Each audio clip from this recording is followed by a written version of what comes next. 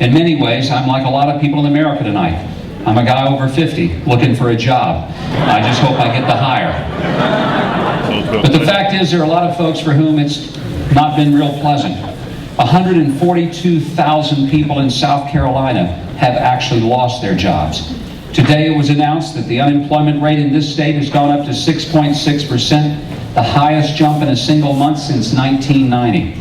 Interestingly, a few months ago, people were laughing at me on the stage in Dearborn, Michigan, when at one of the Republican debates, all of the Republican candidates were asked, how's the economy doing? And one by one, every one of them had said, oh, it's doing great. Until they got to me.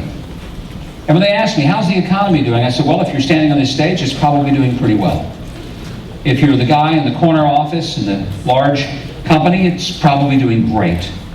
But if you're the guy serving the food, if you're the one driving the truck, if you're the one who's handling the bags, and quite frankly, if you ask those folks, they tell you it's not doing so good.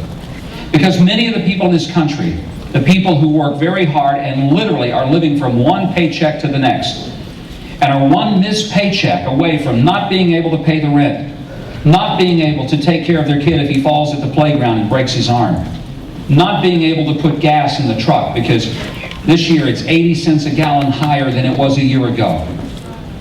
For people who are struggling in the middle class, there are a lot of folks for whom the economy has been a challenge because they know they're working harder this year than they were last year. And they're not sure that they're getting ahead or ever will. And that ought to change. And one of the reasons that it's like that is because we have government policies that instead of working to help facilitate the free enterprise system and facilitate economic development and job creation, has actually complicated it.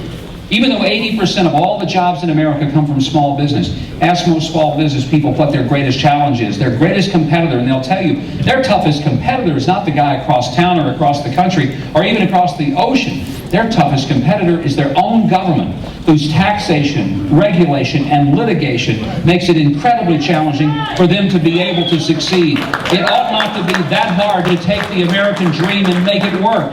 And that's what has to change in this country.